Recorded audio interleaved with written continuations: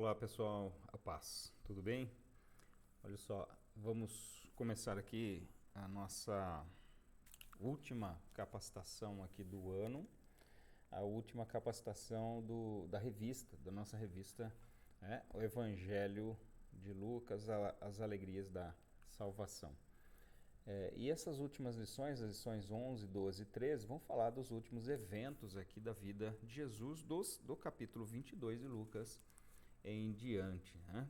Então, olha só, nós temos como propósito ou como objetivo da lição aqui, a lição de número 11, que denominada, né, dois lugares, um destino, é compreender o mistério da cruz de Cristo, a razão pela qual a cruz de Cristo foi de fato necessária, né? E na vida de Jesus, aqui até o autor da revista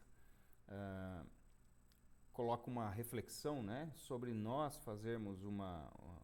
trazermos à mente, trazermos no nosso pensamento, lugares por onde passamos que nos marcaram.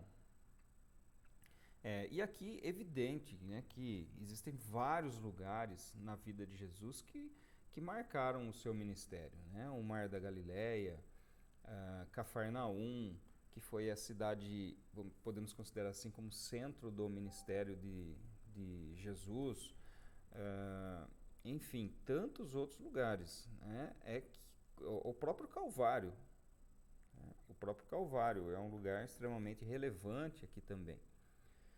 Mas dentro dessa proposta da revista é analisar aquilo que aconteceram nesses dois lugares especiais aí. O cenáculo, que foi o local onde Jesus se reuniu com os seus discípulos, antes de ir para o Getsemane e lá ser preso, né? Local onde ele celebrou, entre outras coisas, ele celebrou a Santa Ceia, ou instituiu, melhor dizendo, a Ceia do Senhor. E o Getsemane, que era um jardim onde, por diversas vezes durante o seu ministério, durante as suas estadas em Jerusalém, nós vemos que Jesus várias vezes esteve ali. Não somente nesse momento em que ele é preso, mas era comum que Jesus se retirasse para lá. Tanto que quando Judas conduz os guardas para prender Jesus, ele conduz já num lugar que ele sabia que era comum que Jesus estivesse, não é verdade? Então, esses dois lugares é o que a revista vai tratar aqui. Então, vamos lá. Jesus no cenáculo, né? O texto-chave, aqui, Lucas capítulo 22, versos 10 a 12. Diz assim, ó: Jesus lhes explicou: ao entrar na cidade, vocês encontrarão um homem com um cântaro de água. Sigam esse homem até a casa em que ele entrar. E digam ao dono da casa: um mestre pergunta: onde fica o aposento no qual comerei a Páscoa com os meus discípulos? Ele lhe mostrará um espaçoso cenáculo mobiliado. Ali façam os preparativos. Aliás, esse cenáculo, que dizem os historiadores e os teólogos ser o mesmo cenáculo onde os discípulos estavam reunidos, porque era pertencente a um dos seguidores de Jesus. E eles acabaram, depois da morte de Jesus, da sua ressurreição, eram ali que eles estavam reunidos antes da descida do Espírito Santo. Bom, neste local, aqui, e só um detalhezinho, né? Quando nós analisamos esse evento trazido aqui no capítulo 22, é interessante que o Evangelho de João vai trazer de uma forma muito mais completa, tá? Esse momento em que Jesus teve com os seus discípulos as últimas instruções, basicamente, antes da sua crucificação, né? Então, ali no Evangelho de João, nos capítulos 13 até o 17, vão tratar exatamente desses eventos que aconteceram no cenáculo. Então, aqui é instituída a ceia do Senhor. Jesus dá a explicação sobre o maior no reino dos céus, ou sobre o fato de que era necessário que eles servissem ali uns aos outros, né? Não considerando a si mesmo como superiores mas aquele que quer ser grande, que sirva, que seja o menor. Ali também nós vemos Jesus falando a respeito de como os cristãos seriam conhecidos. E aqui eu acho que é muito interessante a gente poder dar uma palavra sobre isso, para os nossos alunos também, porque lá em João, no capítulo 13, verso 35, olha só, diz assim: nisto todos conhecerão que vocês são meus discípulos, se tiverem amor uns aos outros. Então veja que o amor mútuo entre os irmãos, e o cuidado mútuo entre os irmãos, seria característica pela qual os cristãos seriam conhecidos, seriam identificados no mundo. Infelizmente, não é o que a gente encontra hoje aí nas igrejas, né? De uma forma geral, estou colocando aqui de uma forma geral.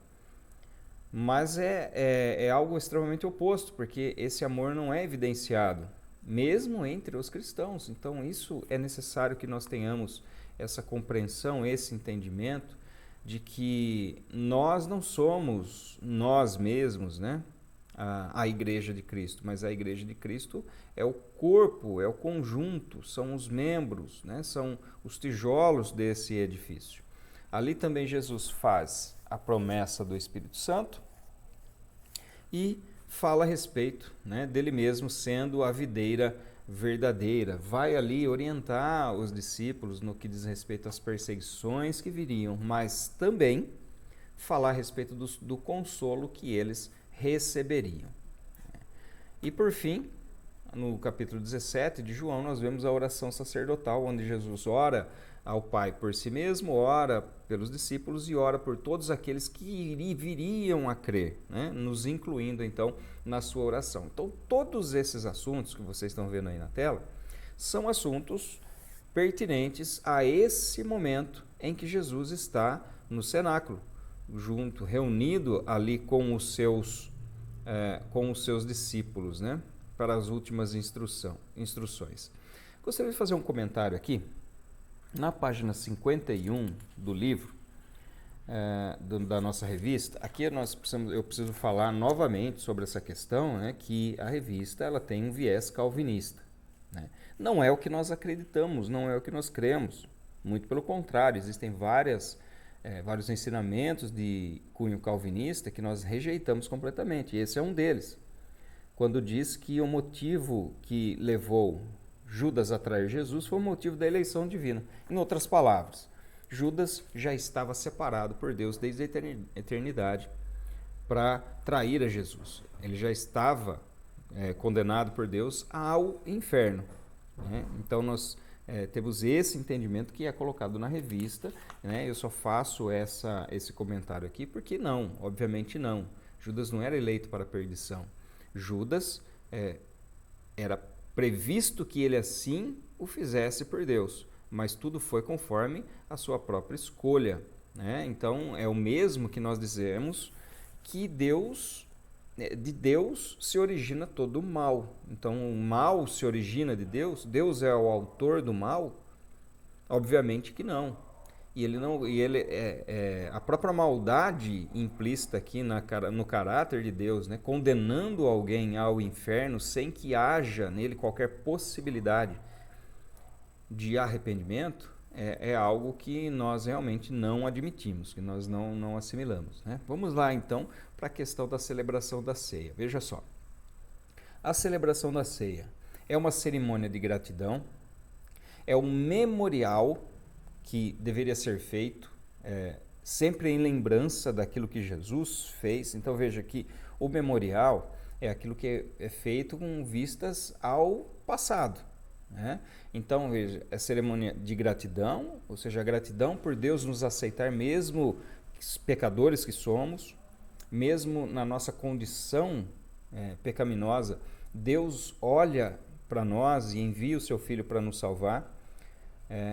Esse memorial que tem dois elementos simbólicos e representativos, que são o vinho e o pão, representando aqui o corpo e o sangue de Cristo, ou respectivamente o sangue e o corpo de Cristo, corpo que foi entregue e sangue que foi derramado. Né? Então esse memorial. A celebração da ceia, então, ela tem essas três características, né? É uma cerimônia onde nós agradecemos a Deus por aquilo que Ele fez, nós trazemos à memória a obra de Jesus, a sua crucificação, a sua entrega voluntária, né? Jesus não foi assassinado. Isso eu acho bastante interessante. Jesus não foi assassinado. Ele se entregou para ser morto. Né? E, além disso, uma celebração de comunhão. Quando nós analisamos lá na carta que o apóstolo Paulo escreve aos Coríntios, que é o texto que nós lemos todas as ceias, né? Paulo fala a respeito da celebração da comunhão, porque o contexto ali, o que diz? Que as pessoas se reuniam de qualquer jeito, cada um pensava em si mesmo, comia para si mesmo, não esperava outros. Então, que tipo de comunhão era esse? Aliás, quando se diz, né, que não discernindo o corpo do Senhor, não é discernindo propriamente o corpo e o sangue de Cristo, o corpo entregue e o sangue derramado, mas aquilo que viria a ser o corpo de Cristo, ou seja, a sua própria igreja. O mistério da igreja, que é um corpo, um elemento, uma alma. Né? Todos nós, igreja do Senhor, somos uma alma em Cristo. E na ceia nós celebramos exatamente essa comunhão. O ato de se assentar para comer junto, na cultura oriental, era algo de extrema intimidade. Então, é isso que é necessário nós compreendermos a respeito da Santa Ceia, né? É o momento que nós estamos ali para agradecer, é o momento que nós estamos relembrando aquilo que Jesus fez, é o momento que nós estamos celebrando a nossa comunhão com Deus e a nossa comunhão uns com os outros, né?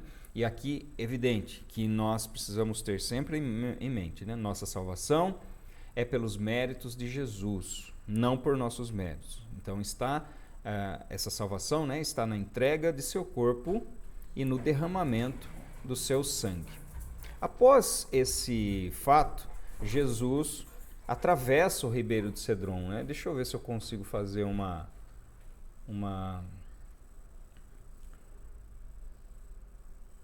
linha aqui.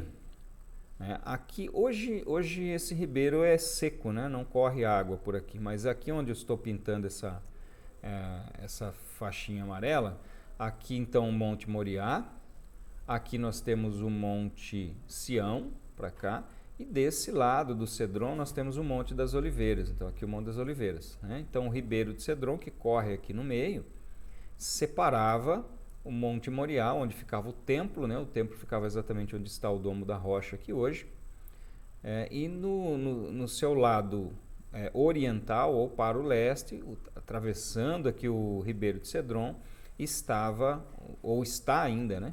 O chamado Jardim das Oliveiras, né? Então esse vale que corta essa região, onde Jesus atravessou aqui nesse momento e esteve então no Monte das Oliveiras, onde é o próximo local que nós vamos analisar aqui, que Jesus esteve, né? Desses dois locais mencionados aqui, cenáculo e o Jardim das Oliveiras. Apenas algumas curiosidades no que diz respeito ao Jardim do Getsêmani aqui. Vou até deixar um pouquinho maior para que você possa visualizar aí melhor também.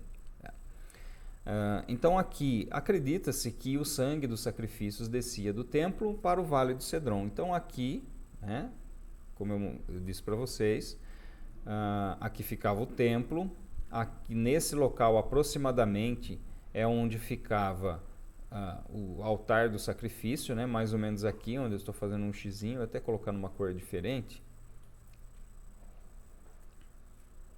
Aqui, aproximadamente onde ficava o altar do holocausto, onde eram feitas os sacrifícios. E aqui se escoava o sangue dos animais, então, para o ribeiro do Cedron. Isso é o que se acredita, né? Alguns acreditam que acontecia exatamente dessa forma.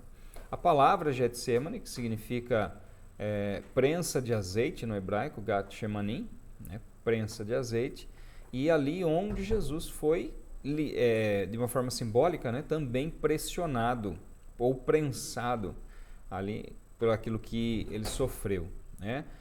Jesus foi identificado ou se identificou? Apenas uma questão de curiosidade, porque quando nós analisamos os textos de Marcos e de Mateus, nós vemos que no momento, de Lucas também, né? Que num evangelho fala que Jesus se identificou, olha, sou eu, outros falam que Judas o identificou. Na verdade, tudo isso aconteceu, tudo isso é verdade. Quando eles chegaram e perguntaram, Jesus se identificou, porém eles não querendo avançar sobre alguém que poderia não ser aqueles que eles buscavam, né? Ou seja, o próprio Senhor Jesus, já combinaram esse sinal com Judas, que ele viria adiante, né? Iria diante de Jesus, diante deles, em direção a Jesus, e o beijaria no rosto. E aí é que acontece a sua prisão, né? Outra curiosidade, né? A palavra que é utilizada aqui para corte, ou quadrilha, ou bando, né? É uma palavra que significa um número X de pessoas, não é um número exato, né? Porque quando nós analisamos aqui a corte, né, que algumas versões trazem, nós vamos ver que essa corte era composta por 3 manípulos, cada manípulo tinha 2 centúrias, cada centúria tinha 100 homens. Então vamos fazer a conta aqui de trás para frente, né? Então aqui 100 homens, se aqui são 2 centúrias, são 200 homens, né? Um manípulo são 200 homens. Se a corte são 3 manípulos, aqui nós temos que a corte então são 600 homens. Ora, em Jerusalém não havia essa disponibilidade de soldados para prender Jesus, não é verdade?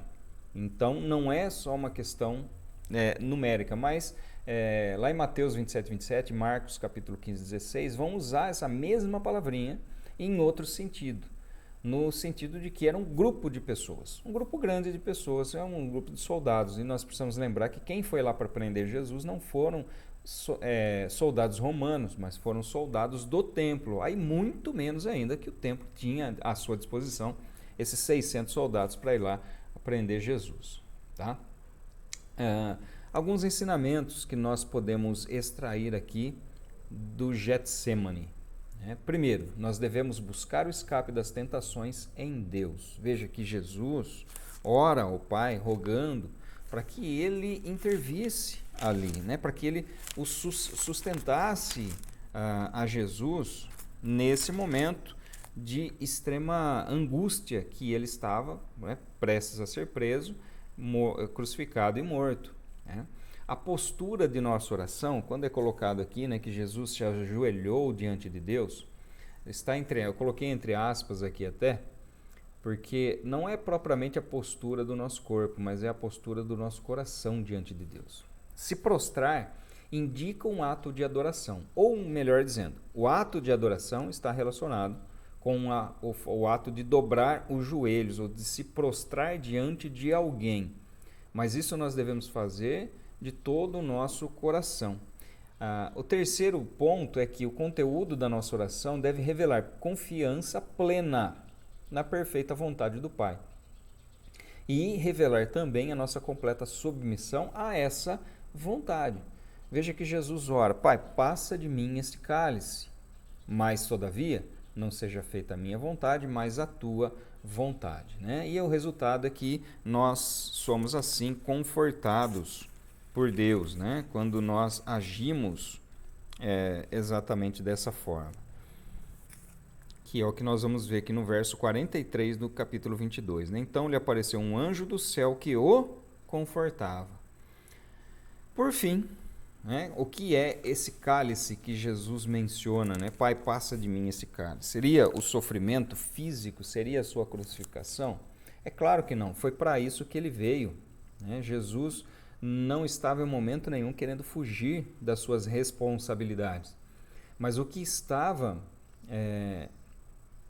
na mente aqui do cálice era o cálice da ira de Deus que recairia sobre Jesus, uma vez que ele se tornou maldito por nós. Ele se fez maldição por nós, porque todo o pecado da humanidade recaiu sobre Jesus no momento em que ele foi crucificado, cumprindo ou suprindo assim a justiça de Deus, que requeria esse sacrifício. esse pecado, a morte, deveria recair sobre alguém, e recaiu sobre Jesus, porque nós seríamos, né, incapazes de promover a nossa própria salvação. Tá? Então o cálice aqui, que Jesus fala, Pai, passa de mim esse cálice, é o cálice da ira de Deus que causa a separação entre Deus e os homens. E naquele momento, o Senhor Jesus foi separado do Pai. E essa é a razão pela qual ele brada, né? Jesus brada na cruz. Uma das suas frases na cruz é: Pai, por que me desamparaste? Mas isso nós vamos ver na próxima aula, né? Na lição de número 12. Aqui, finalmente, para reflexão dessas lições, nós podemos apontar aqui qual é o sentido da Páscoa para o cristão. Então nós respondemos essa pergunta simbolizando, né, fazendo essa diferença entre o significado da Páscoa para o judeu e para o cristão. A intercessão de Jesus por nós é eficaz porque se baseia nos seus méritos, não nos nossos, né, nos méritos de alguém que foi perfeito em tudo. E a nossa oração deve ser regada com humildade e confiança, sempre na vontade de Deus, né? Crendo aqui, né, respondendo então a pergunta, né, o objetivo central, que é compreender o mistério da cruz de Cristo, a necessidade da sua morte, a necessidade da sua entrega, para que nós fôssemos salvos da ira de Deus. Sendo assim, a ira recaiu sobre o próprio Jesus. Então, queridos, isso, essas são as breves considerações que eu gostaria de fazer em relação a essa lição, e a gente se vê numa próxima aula, lição de número 12, quando nós vamos falar a respeito da maior oferta de amor, lição de número 12, reconhecendo a importância aí da morte de Jesus, tá certo? Então, Deus abençoe, até daqui a pouco, até a próxima aula.